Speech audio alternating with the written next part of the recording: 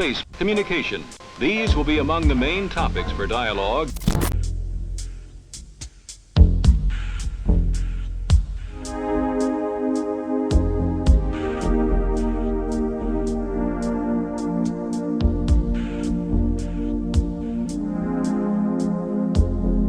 We're now cultures of instant gratification as opposed to being able to have the patience to see that nature does move in its own particular rhythms.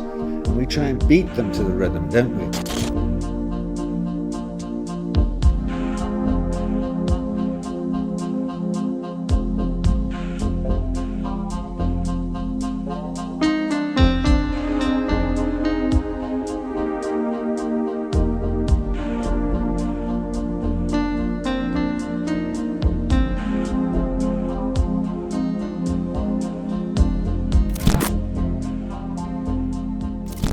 Dr. Lawrence Blair, good to see you again. Good morning, good to see you too. Third time on the show by popular demand. Good.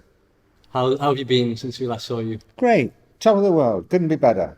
Fantastic. I did break my hip. That was the only interesting thing. It's okay, quite a big thing there.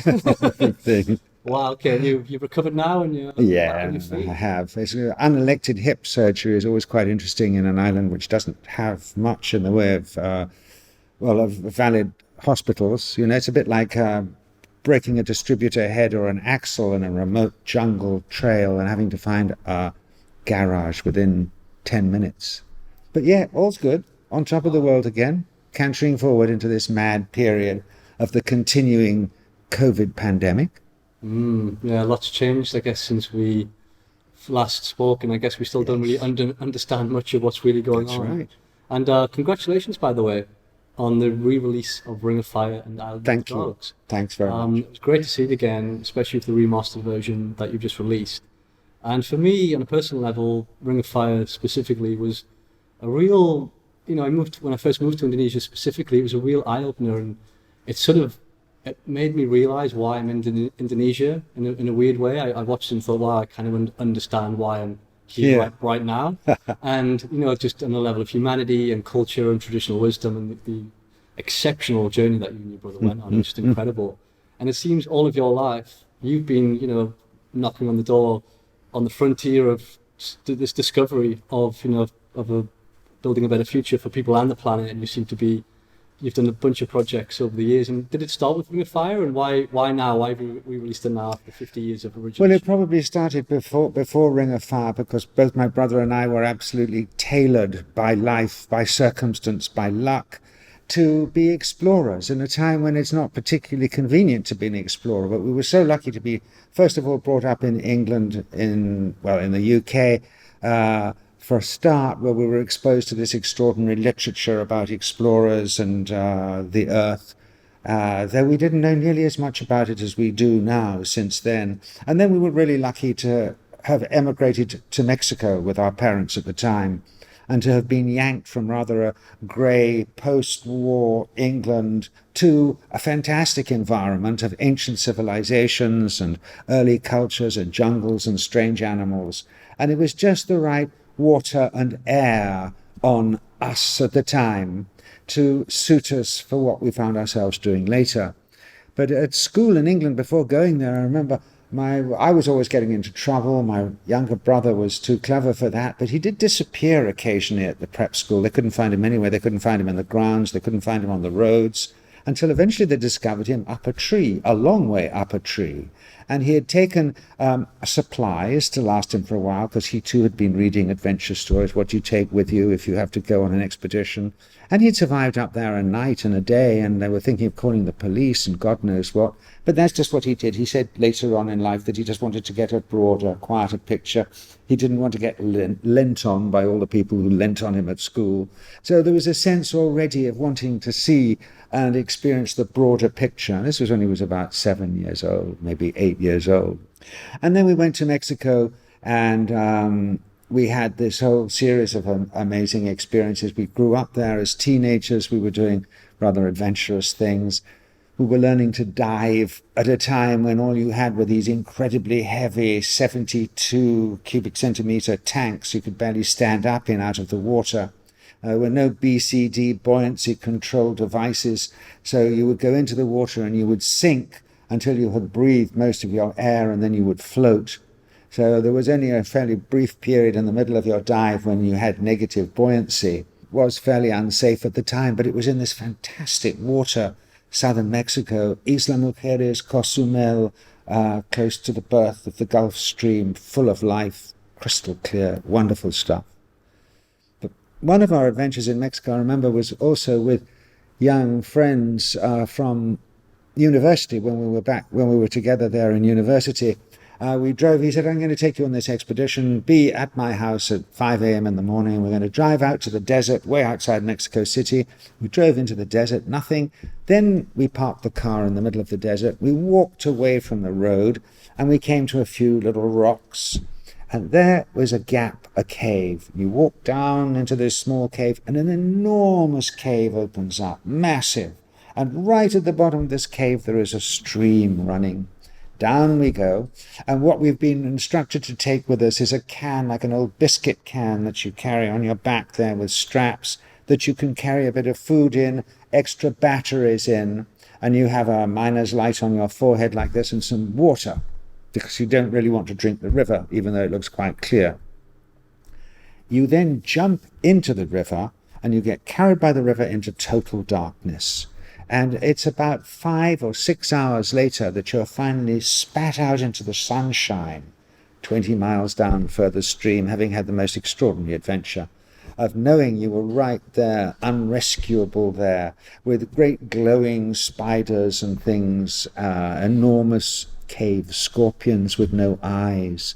And this struck one as deeply, this experience, that just beneath the surface of this desert that you look at is this world of strange bioluminescent life down there. And it was a great relief to be spat out in the sunshine later on, because there was at one point, there was a division in the river, and our friend who took us there, who'd done it once before, said, now I cannot remember whether we go left or right. And it's fairly important because whoever has taken the wrong turning has never been seen again.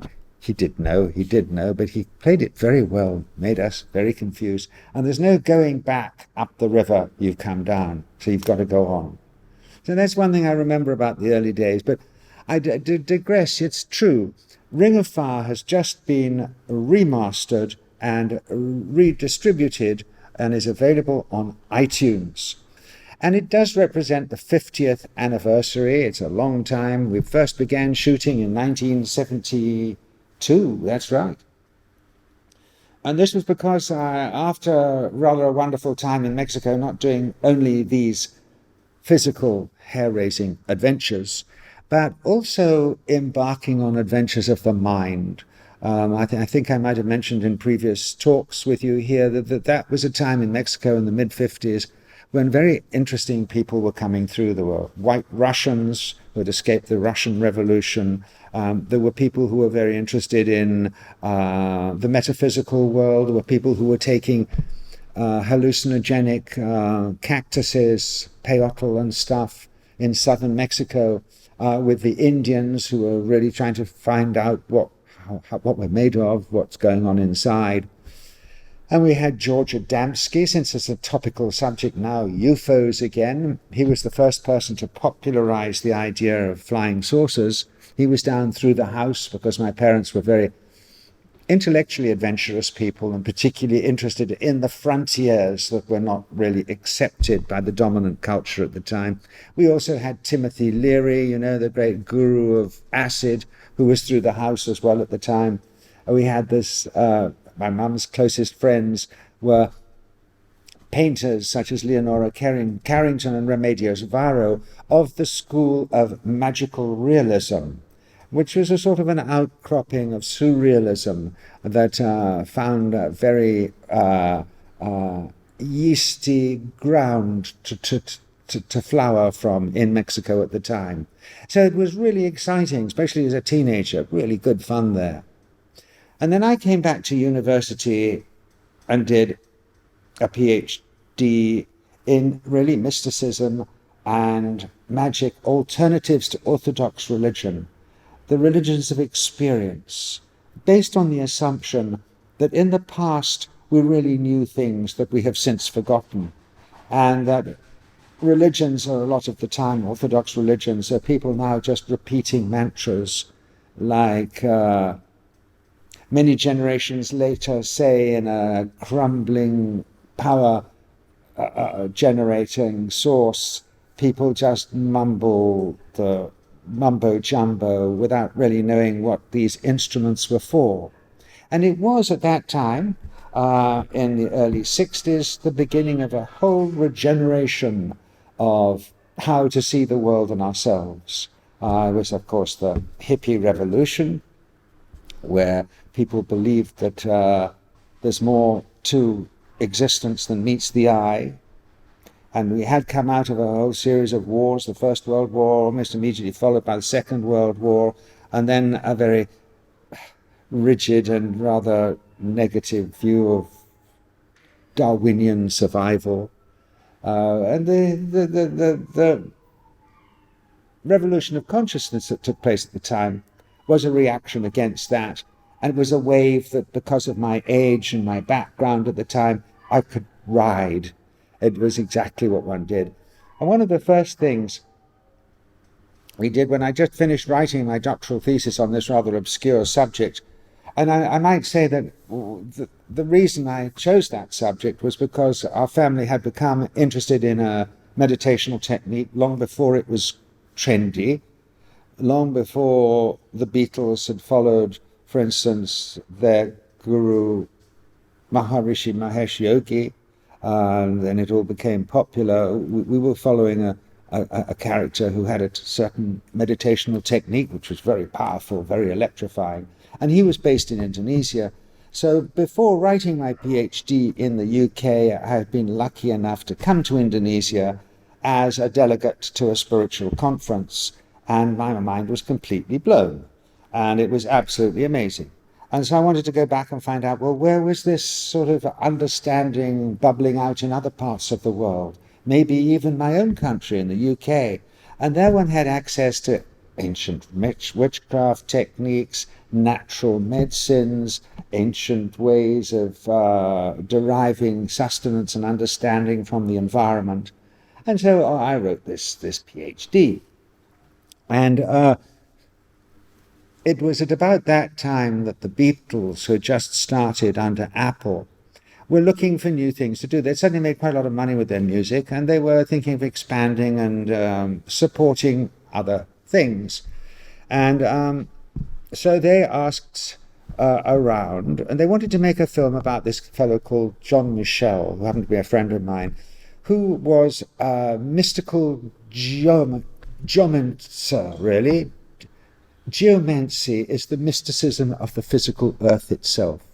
He's the fellow who focused on ley lines, these invisible forms of energy, which in fact you can pick up with a photomagnetometer, these lines.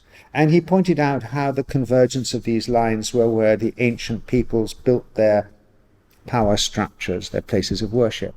And he wrote a couple of very fascinating books, including Sacred Geometry and Sacred Numbers, and got the attention of Prince Charles at the time, and took Prince Charles for the first time to see the sacred geometry behind the great structures of old Britain. And so the Beatles were thinking of doing a film about this guy, John Michel. But John Michel said at the time that he wasn't into it, that it was too difficult to make a movie about numbers and forms. It was more a philosophical thing, and you had to follow it that way. It wouldn't make a very good movie. He says, but maybe you'd be interested in this bloke Blair, who's studying it from perhaps possibly a more filmic point of view. So that's how they contacted me. And this is at the point at which my brother, who by then had also come back from Mexico to England, had already worked for a year or two at the BBC, took over and said, well, let's go and make a film, adventure film, exploring Indonesia. Because if there is a great wisdom that is being lost, a wisdom that is still maintained only by the remotest tribal peoples of the world, let's go and see if we can find those remote tribal peoples before they're contacted by their own governments or by missionaries, or the two people who first contact these people and mess them up, to use polite language.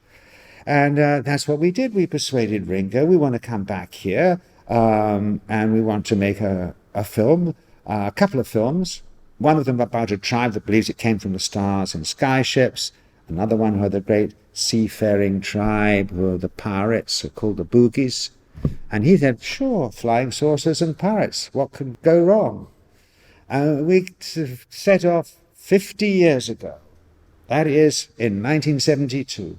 So when you now see this whole series that turned into a series of based on 9 expeditions over a 10-year period and condensed down to 5 movies, including the last one taking Mick Jagger and Jerry Hall back to the cannibals who ate Michael Rockefeller, it's an extraordinary slice of not just my life, but of a crucial period in world history. Because we began at a time when we really didn't know. Well, a few experts in their private fields know, but the general population did not know the importance of circularity and regeneration in systems that are part of nature, and how we, mankind, have inserted ourselves in that circularity and broken the circle, and are now reaping terrifying benefits. I mean, as I speak now, we're about to get the reports of 200 scientists, thousands of documents over the last 10 years of data recording, is the world warming and are we responsible for it? We're going to be getting that. We've got some of that now. We're going to be getting it more with the COP, I think, 23 that's happening in Edinburgh later this year, where there's no way, it is unequivocal to use those words. It is unequivocal that we are responsible for what is happening. And you've probably seen the cartoon of about a year ago that went throughout many of the magazines of the world that showed a great big wave of COVID about to sweep over us, and behind it is coming a wave 10 times or 100 times bigger, which is the wave of global warming.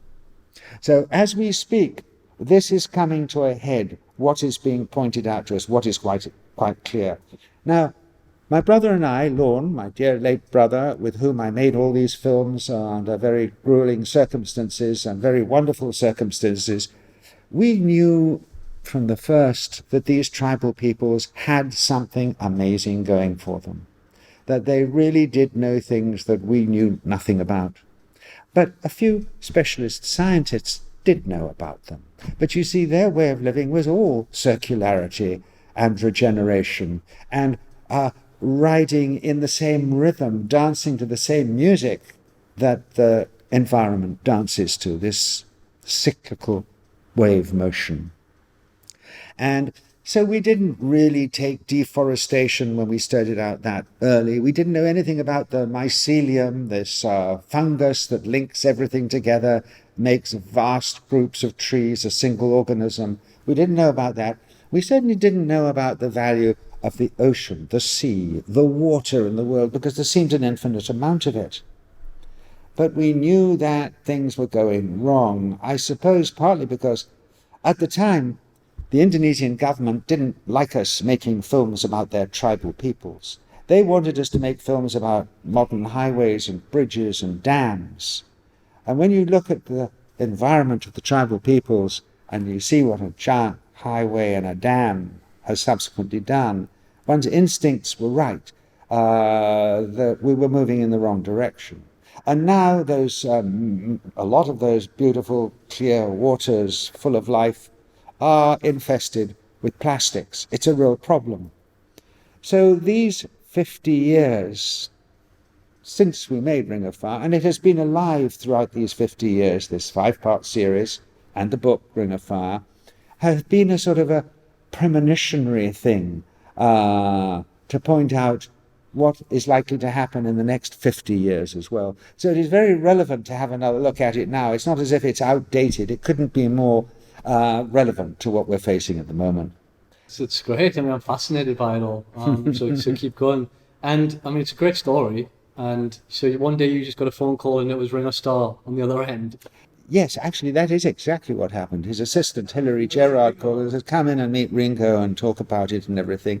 And then a few weeks later, I was up in Lancaster, very cold. That was where I was doing my PhD at Lancaster University. It was a very cold, miserable winter and everything. And I was within an ace of finishing this damn thesis I'd been writing. And my brother rang me up saying, okay, he's going to give us £2,000, which may be 10 grand by today's standard, to get going with this project. And sure enough, it wasn't very much because we had to buy, and you didn't buy your cameras in the UK or Europe then, you waited till you got to Singapore and bought them. And I remember how we took off for an unknown period of time. We weren't really familiar with what we were going to use, with what we needed for an expedition like that. One of the things, we did have a little projector, a little tiny simple handheld projector for projecting slides. And as we left the airport in the UK, just before leaving the airport, we bought there a pile of photographs for tourists. The Pearly King and Queen, the Forth Bridge, the changing of the guard at Buckingham Palace, the Queen and the Duke of Edinburgh standing up there in Buckingham Palace. We took these, and sure enough, within 6 months, we were projecting them onto the sails of our boogie's prow in the Spice Islands in the Banda Sea, showing them our kings and queens and showing them people walking on the surface of the moon. They didn't believe that. They just did not believe that people were up there walking on the moon. They were wrong in that respect. We actually were walking on the moon up there. But it was an amazing cultural exchange. And I remember too, since it's also suddenly topical, isn't it interesting how in the last few months also unidentified flying objects have come to the fore in global consciousness, and these extraordinary pictures have been released and reports of all these flying objects virtually buzzing the US Navy in the Pacific Ocean a few months back. Well, as mentioned in the book, Ring of Fire, I remember my brother and I lying on the deck with our boogies, seamen, pirates, looking at the skies, looking at satellites going past, some of the earlier satellites, and seeing this other thing that came down at great speed, close to the horizon, changed colours a few times, moved a bit, went up like that, went like that, and then took off at immense speed across the horizon. We said, what the hell is that? And they said, oh, that is American satellite. And we said, no, that's American satellite, that thing moving like that. And said, two sorts of American satellites, they tell us. We quite often see the other side too.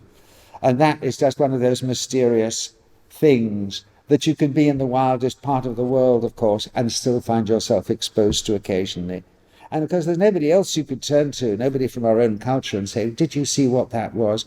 Only our companions aboard the ship said there's nothing unusual about that. But there were a lot of other things for them that weren't unusual at all. Spiritually things that at the time was super weird for us. But now are part and more recognized as part of human psychology. I think people are sort of being drawn back towards a search for spiritual meaning, deeper understanding. I think we've made significant advancements within and great progress in humanity from what was it, probably my great-great-grandfather, maybe in the Victorian age, where you were lucky if you got to 45. I mean, people lived until their 40s generally. Yeah. There was immense poverty. Obviously, there still is today. But if you look at some of the statistics, actually we have made good progress. But the issue is, along the way, we've completely destroyed the planet. That's right. Whilst doing it. So, is there a way where we can, maintain a level of progress where we lift as many people out of poverty as possible? We all live to as long as possible. I mean, hopefully we won't get to 100. All of these great things, but then look back at the traditional wisdoms that maybe we've lost, and could we combine the two? And is that the balance that we need to get? And the fortunate thing is today, no one really knows.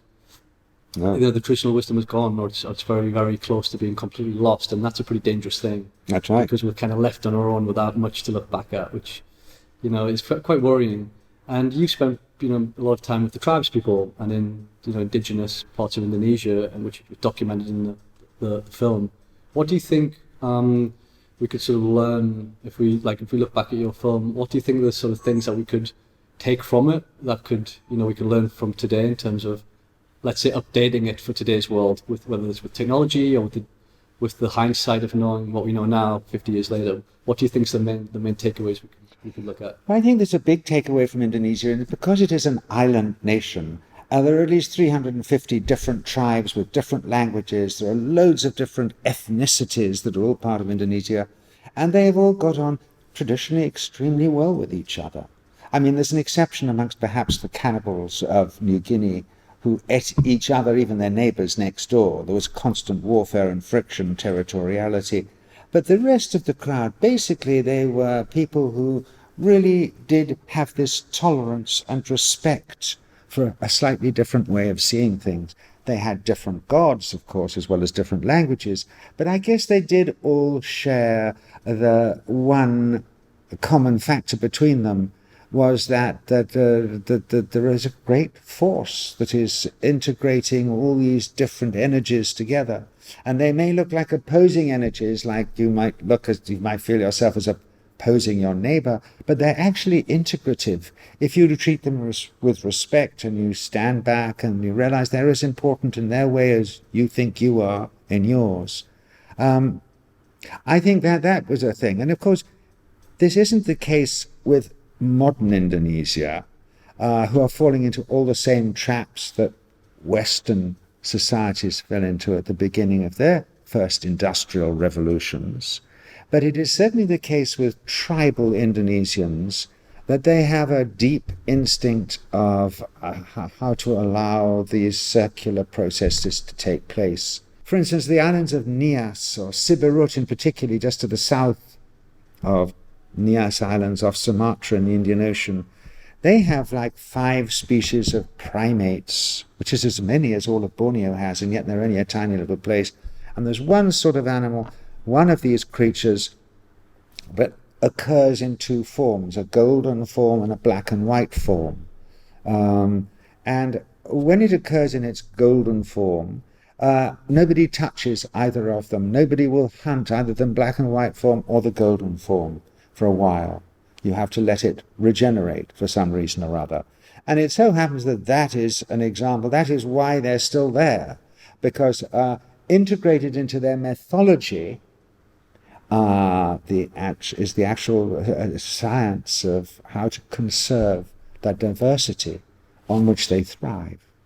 And then again in Borneo, we spent 4 months trying to track down a nomadic tribe of Dayaks, an extraordinary people called the Punan Dayaks, and they would cut trees down, but never very big ones, and they were usually just to make their temporary shelters, because they considered the taller trees to be the guardians of the forest, on which everything else survived. Of course, a logger would go in there and see a great big tall tree rising above all the others and say, that's the one we want, and cut it down. But these guys say, no, that would be the king. That is the king of the community, or the head person of the family. We now know from our mushroom research and mycology and how trees intercommunicate beneath the ground through their root systems, how they can feed each other, how they recognize who are their families, how they can count if there are too many, they push people out, they push trees out and starve them out.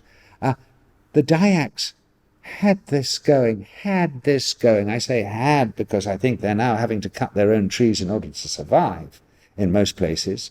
Already in their mythology built in was a sense of the sanctity that we would now call straightforward, hard-headed environmentalism. And do you think that's just because they were so close to the earth? There's a clear oneness, and almost like a subconscious awareness of how the wild world works and the effects that it has. What you're going to do to a tree, obviously will come back to you. We're all connected. But it seems like now human beings are so much that we're kind of on our own, we're individuals. And unfortunately, everything's being driven by commercial means. So obviously you can look at that as a capitalism. It's a pretty big question, but, and I don't have the answers for this, but is capitalism the right system? And it's quite easy to say, no, it's not.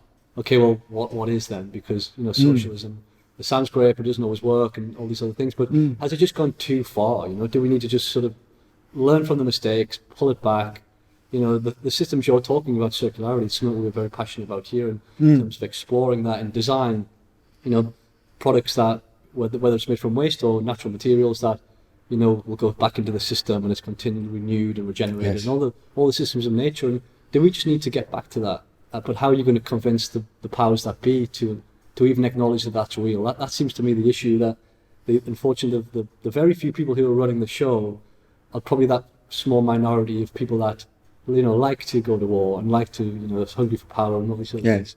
So how do you shake that system and get someone that's a little bit more level-headed in charge that can actually make these changes? That to me seems like the issue we've got. And is that just a human trait, that there's always, the majority of people are generally good and they want good things, but unfortunately there's a very small amount of people that by their nature or the laws of nature have to be the yin and yang and the other side.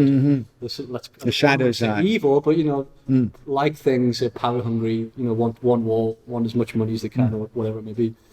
Is that just built into us? But why do those people seem to be the ones that always get to the top and rule over everybody else? But only for a short period of time. Their time comes too, They too will be in the dock, hanging with, we're not careful. But we can derive some optimism from this solar-powered or renewable resource energy. The oil companies were the bad guys for a long time, and those who still hang out might be described as even worse. But already a vast amount of energy in the industry is going into renewable resources. Why? Because the people want it, and they desire it, and it is putting economic pressure on them. So it is getting them where they are their weakest, which is their pocketbook. And already now lots of energy is being put into renewable resources. We're about to have something come online. I was seeing this yesterday, like the biggest wind generator ever. It's like twice the size of a big international aeroplane's wingspan. So it's an enormous thing. It has to be put out in the middle of nowhere. But it generates a vast amount, enough to run 1,000 homes, to electrify a million homes. So this is all becoming much more within reach. But you're absolutely right. What we have to do, if we're to stop global warming, we've got to stop the use of coal-fired energy. And there are still a lot of countries, China, Indonesia, who are building coal-fired countries as we speak. So there are these holdouts. But by and large, things are moving in the right direction, I would say. Right. It's just that can they do it? Can it do it in time? That's the great question. Because now we're told we have 10 years to turn things around. Maybe it's hysteria. Maybe it's true. Yeah, I think we will get there, and I agree with you. There's a lot of awareness right now, and specifically in, if you look at fashion, for example, which is the second biggest behind gas and oil, which is my background and where I first started when I worked in fashion since I was 16. That sort of led the path into where I am today. And I discovered that probably in my mid-20s, how bad things actually were within fashion, And but that seems to be the front face of consumerism. But what we are seeing now is fashion brands panicking because they know the world is changing, and I think it's definitely been accelerated during the pandemic. It was already bubbling on the surface before, and the pandemic has sort of thrown it now into a much bigger awareness that they know that their time is coming, and they're all scrambling around trying to work out, okay, how are we going to fix this? And I do feel they have the best intentions, and they're trying to work things out, and they're looking at alternative materials, they're looking at alternative ways. But how do you turn a multi-billion-dollar company that runs in a very, it's not the very best way of manufacturing right now? How do you flip that and maintain the bottom line whilst innovating with these new technologies that aren't really built for scale in many areas? I mean, you talked about mycelium. That's a big one that we're seeing coming up over the past few years. Alternate for building materials, plastics, a bunch of things. So the awareness is there. But what's happening now is we're seeing, because they're talking about it, they're then getting shot down before they even get started because they're not doing it yet. Yeah. And maybe sometimes it is happening, but to me, the fact that they're talking about it's a good start. And I feel we will get there, but we just have to sort of catch up on it. But as you said, are we going to be too late or not? That's the thing. And how do we get this crisis? Let's face it, it's a climate crisis, and it's real. We're seeing now the studies. This is not a joke. It's not something that's just going to happen, later on down the line. It's happening now. How do we wake up to this? Same way that we woke up to the pandemic and COVID. Everybody in the world knew this is a pandemic. It's on everybody's lips, and everybody cares about it. The majority of people, want to try and make it better, and we're looking for solutions. How do we get the climate crisis to that level where we go, because everybody stop, this is an emergency, and we close and we rebuild, because that's what we attempted to do. It's a question mark to say whether we're successful or not. We're still in it, but to me that's what we need to do. We need to stop and rebuild. But how do we do that without the whole world collapsing, and everybody killing each other? Like changing lanes without stopping, isn't it? Like obviously there has to be a transition. We can't just turn everything off and then everybody falls into extreme poverty. And I'm not suggesting that's the answer, but how do we start that transition and have a bit of an end goal in mind that's real, and not just box ticking to say, oh yeah, by 2030 we're going to be carbon negative or whatever. No real idea how we're doing it. They just want to look good for the next 10 years because the next person that comes in, it's their problem now because that person would have left. And that's the thing. And this is another good thing about what I've seen from the traditional wisdom that we learned from the tribes people. They don't plan in 4-year increments. They plan for 7 generations. That's right. So whether they're building a bridge out of like a natural, what they call, where they sort of, the tree grows in the shape of a bridge, and they nurture it that way. And they estimate, okay, this is going to last 7 generations. Yeah. And they think that far ahead. And unfortunately today we only think in 4 years. 4 years, 10 will be a new president. We're now cultures of instant gratification, as opposed to being able to have the patience to see that nature does move in its own particular rhythms.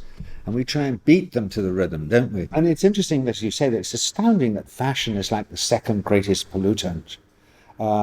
It's almost as if it's our vanity that has made us, what has killed us. Yeah, absolutely. And it's the consumerism model, which is essentially what life is about today for a lot of people. That your goal is to have a job, make money, buy the house, buy the car, buy as much stuff as you can because you're successful. And that's the general ethos of today. You've made it, you've got what you need, but really you're still a slave to the system without knowing it. And if you think how much stuff we accumulate, even the stuff I've got in this house, when you put it into boxes, it's an obscene amount of stuff for one individual. Now where's that going to go when you pop your clogs and how many years? That's right. And you think 7 billion people, of course not, a billion people are in poverty and may not have those types of, consume as much, but they're still fed very cheap, low-cost plastics. Yeah. Where's all this stuff going? And we all know where it's going. It's either landfill or it's going in the ocean. So, but it seems like, the consumerism model that we're in, that's catering towards 7 billion people, that somehow has to slow down. Otherwise, we can't just keep making more and more and more and more stuff. So for us, we're trying to use what's already there, recycling. And then is there like a long-term goal where we sort of somehow either get over it and actually it becomes cool to have less stuff? Yes. Do more with less, or is that just because we don't have really any connection with spirituality anymore on a global level, where we don't really have any meaning in our lives, so we turn to buying goods as a way of making ourselves feel a sense of belonging to a certain tribe. By wearing a pair of Nike shoes, you fit in with the tribe that wear Nike, and that's how you identify yourself, which is nothing wrong with that, but it's obviously killing the planet in the process. So that to me seems like a question mark of, okay, is consumerism. You see, what's also interesting, I think perhaps what COVID has done, what this extraordinarily lengthy process, which we're still in the middle of, I suspect, because, any virologist will tell you that a major pandemic lasts a minimum of 3 years and maybe as much as 5 years, is that it's coincided with our losing respect for authority. And this has certainly happened recently. There is no one spokesman for everything. People have rather lost the respect of the scientific world too, because we haven't had a definitive answer. People don't know. It's pretty unfair for the scientific world. So we can no longer rely on any identity. If we're looking for information, if we're Googling for it now on the web, not so easy to know that you're reading the most authoritative source on that subject, or whether it doesn't have a hidden agenda because it's being backed by some other company, by some other interest group. there's no clear authority. Even your television stations that used to be, certainly in the old days in England, you used to think the BBC was like the gold standard of it and was telling you. Now all is revealed, transparent with its own particular interests. So there is no outer authority there. And for the ultimate authority, people are being driven into their own personal judgments, which is a really good thing. There are a lot of negative sides to it, is that they come to absurd conclusions. And when do you think that changed then? So when you were young, did people trust the government? Did they trust the BBC? And I would say much more so. People were much more like sheep do you think when I was young. And do you think that over the course of time we realised that they were probably corrupt systems, and now we just don't trust them anymore, and they've had their day? Yeah. So we're up to our own devices now, but it's just leading into an ununified mess that we're all in, where we're seeing the division of in extreme ways now between the left and right, and not willing to have a conversation like this, I mean, for me, I love having a conversation with somebody I don't agree with. Yes. Because you actually learn something and you can agree to. And it sharpens or destroys your particular point of view, which might have been wrong in the first place. And that's all right. You want to be right, don't you? And even if you feel like you still are right, you learn something by having the conversation that maybe you didn't think of, and you go, well, actually, I kind of get where you're coming from. I may not agree, but I sort of get it. And that's a healthy society, But right now, it's kind of like, okay, if you don't use this language, you're you're an enemy, not an ally. If you're not an ally, you're an enemy. I understand there's a lot of bad things that are happening in the world, but I just think the approach that we're going down isn't the right one, And I mean, I don't know how we're going to get out of that, but it seems to be getting worse and worse. Cancel culture, people not really, as I said, not really wanting to listen to anybody apart from their own little opinions and their small group of people that they're working with or whatever. And also we have seen, have we not, over the last 18 months, and perhaps even more so over the last year, on our television screens, more general public out demonstrating in the streets than we have ever seen in history. You know, Southeast Asia, Latin America, Western nations, you've got people out there. There's hardly a day goes by when you don't see people out in the streets demonstrating, which is a sign of dissatisfaction with the status quo, of disbelief or dissatisfaction with the way people's governments are treating them. Something that we remained happily enough chained under without complaining too much about in the past. But now people are damned if they're going to do that anymore. To stay put and just take it. They're now standing up and changing governments where they don't like them, and demanding certain justices which they didn't bother about before. This has got to be a good sign for everybody, because it is a chance for individualism to come to the fore. And there are enough people who've gone back into finding their own beliefs rather than following the established ones, all come together from the same place. That is real revolution. That is it from the inside rather than from the outside. So I think still that this is a very valuable point in history. Thank God we had this pandemic when we did, because we couldn't afford to go much further in that direction. And I like to think that it's also concentrating our mind on the business of global warming and generally having screwed up the planet in a way it might not have if we were allowed to just carry on as usual. But by being put at home and forced to think about the priorities, maybe I'm being too optimistic about that. Maybe most people just play their video games or whatever. But surely it's made a lot of people sit back on their haunches and decide, well, what is most important in their lives? This is still an opportunity. We're not out of the woods yet, we've got a while to go. And let's hope it's been is being a really valuable learning lesson for everybody. And also another film we've just produced, I might add, is called Bali, Island of the Dogs. Now, I made this with my partner and colleague on this, who directed me, Dean Tolhurst, who is somebody who has the distinction of being a genius when it comes to the technical side of things, as well as being sensitive from the creative and aesthetic side. And we made a film 10 years ago that didn't go very far for some reason, because it is a metaphor for everything we're talking about now too, and that's called Bali, Island of the Dogs. And one of the more noticeable things about coming to Bali in the early days was that it was virtually ruled by dogs. There were these terrifying great packs of dogs which were not owned by anybody, but which were their own bosses moving in their own groups beyond the village walls. And they had existed like that as semi-feral dogs for thousands and thousands of years.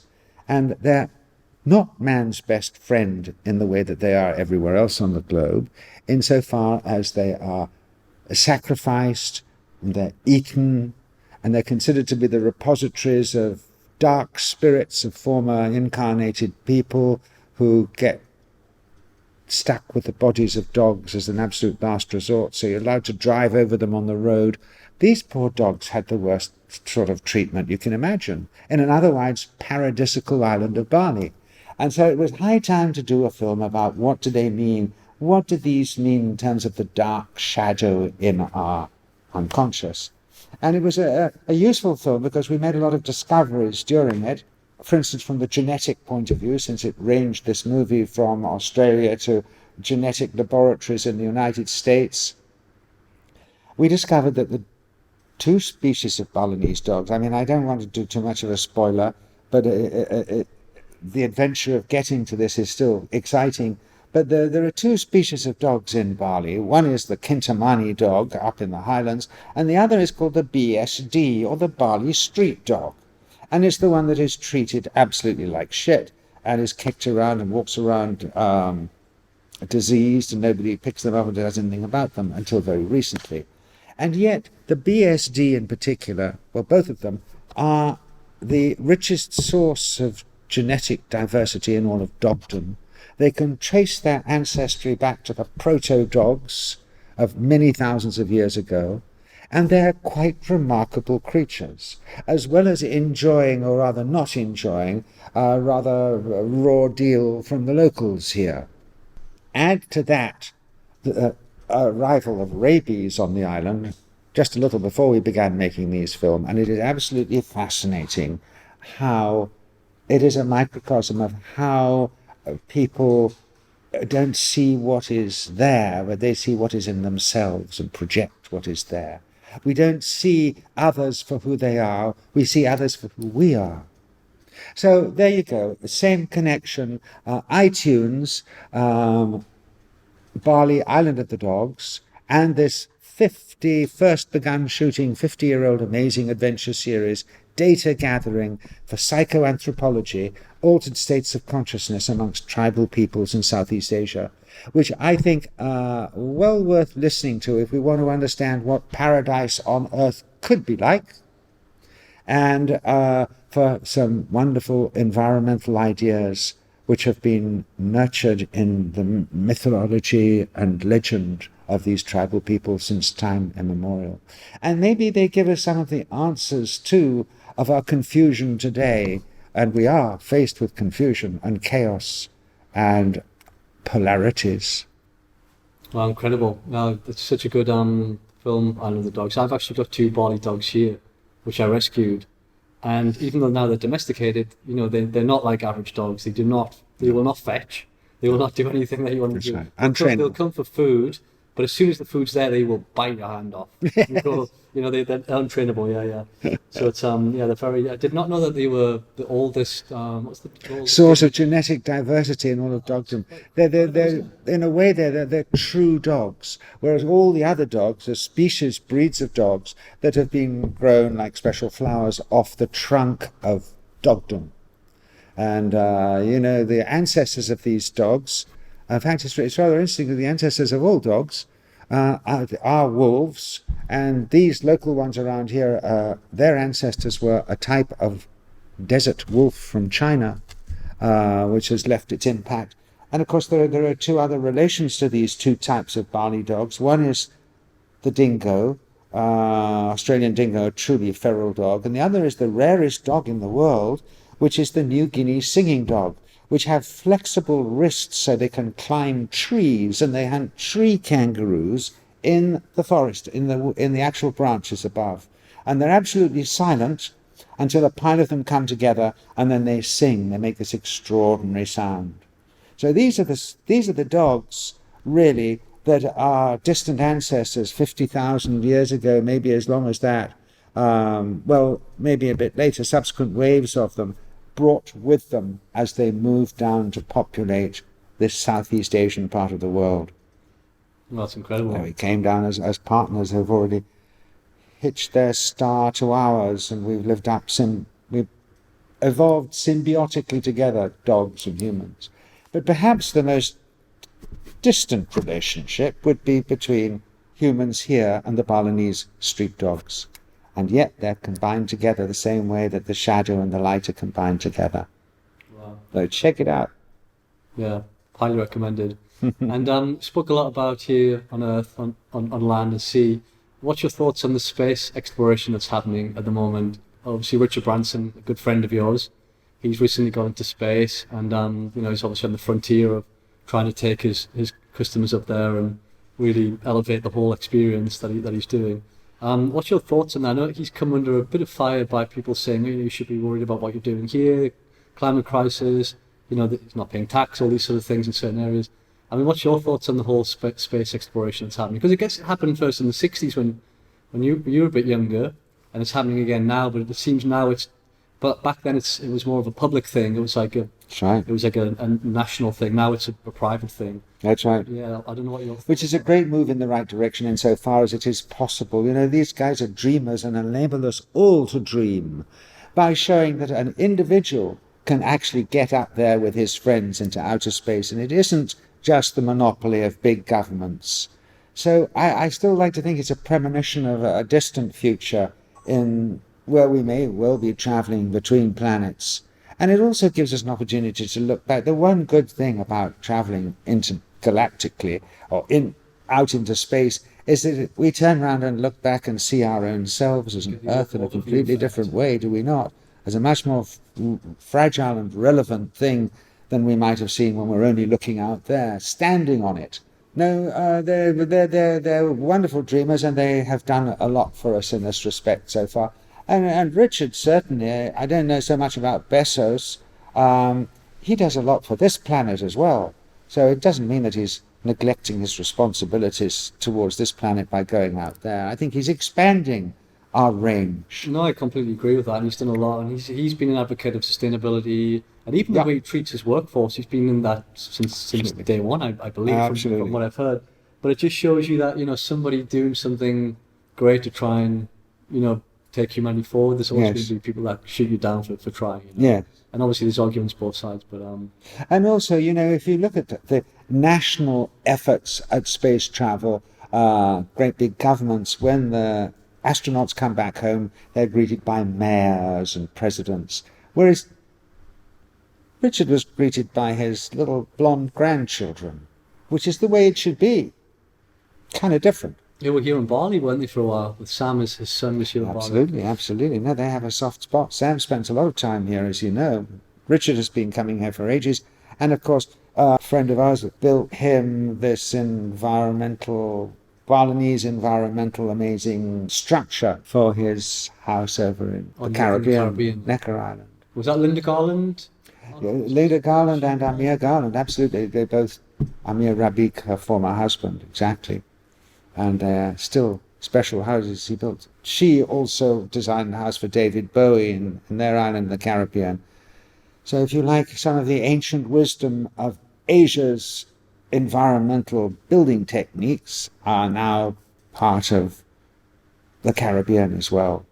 And what brought Richard, David Bowie, all these amazing thinkers, rock stars and billionaires now with Richard, what brought them to Bali in the first place? Because you were here and you're friends with them all, and you obviously had a great time, but what was the attraction with Bali back was it the 70s? Or? I think, it was in the 70s and 80s, but it's been a powerful magnet for romantics who see it as a symbol of heaven on earth.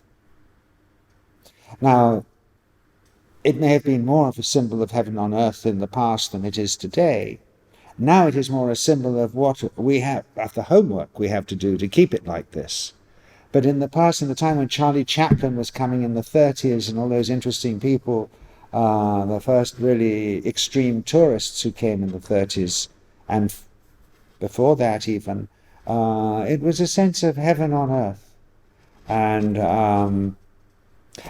that it was possible to live today with the ideals of wonderful supernaturalism that has existed for centuries. It also, matched the soul of the 60s and 70s, and it's incredibly sensuous and beautiful and strong in the arts. And there's an argument to say, I think we spoke about this on the last show, that the ley lines actually run right underneath Bali. I think there's two that go directly underneath, and that's a theory of why it attracts a specific type of culture and energy, and there's a culture that's been thriving here for thousands of years, and it revolves around dance, it revolves around art, it revolves around community, which is still. And it's this convergence of ley lines where they're very strong, which is where you do still find, after hundreds of years of earlier civilizations building their temples there, you still find a strong sense of creativity amongst the people, inner activation in some way. And you certainly find that here. There are really creative people here. It's a special place. Yes. And Lawrence, one last question for you before you go. So 50 years ago, you set off on your journey, incredible journey for Ring of Fire. Looking back now, what words of wisdom could you give your younger self, just as you're about to embark on that journey? Big question, but is there anything now looking back that you feel that I'd have done differently? Well, you'd have done differently. Or what would you tell your younger self now? And maybe there's something you know now that you didn't know then, that could either a way of approaching the world, or even with that journey that you had ahead of you. What have you sort of learned that or have you learned anything since you were a kid? I guess none of us have really. No, none of us really. There's we don't know everything. There's a lot to learn, but is there any specific advice you would give your younger self? Well, it's an interesting question. In all honesty, I don't think I can answer it. If I went back now to my younger self then and told my younger self what it should be doing, my younger self would have said, well, I'm here now in this situation at the moment. I couldn't do anything other than I am doing. And it's almost like talking to your own children. You cannot teach your own children anything. They have to discover it for themselves. I do feel that I was at the right place at the right time to have had a wonderful adventure. Obviously, at the end of one's life, there are things, not that I'm there quite yet, but I'm getting closer to it. There are ways one would have behaved differently with certain people one knows and loves closely. But in terms of the broader picture, the basic magnet that was drawing one through things, that was okay. Obviously, one's personal behavior in certain areas are things to regret and toss and turn around about in the dark hours of the morning. But in terms of the general magnet that's pulled one through this extraordinary existence, I think everything's okay. I think maybe we all worry. I certainly have always been a big worrier. And now, that's what I would have told my younger self. Don't worry so much. That's all. Swim, keep on swimming, and don't worry about it. No, wise words. You said a really nice thing at your recent talk when you launched the film. As you're younger, you're on an outward journey, and then as you start getting older, you sort of embark on this inner journey, and that's where the real beauty lies, which I found quite right. The real exploration, the real adventure, the main adventure, when you're young, you think it's out there, and you've got to discover all these things, but ultimately you come back to realizing there's only one really great adventure. And that's when you find this stuff that we're capable of inside of us in terms of seeing everything, of achieving what it is we came here to achieve. It's an inner thing, which is every bit as astonishing and as weird, and as many discoveries to be made in that area. Yeah, that seems to be the biggest discovery. I think if you can, look inwards and go to places there, then that Definitely. seems to be the place we want to head to. And no time like today, we're in a pandemic, we've got a space available, which we didn't have before. Absolutely. So that's very much the message we're trying to send. And Lawrence, Blair, thank you very much. It's been great to see you. Thank you, Dan. As always. And we'll all download the films and give them another watch. Thanks so much. Thank you very much. Cheers. Cheers.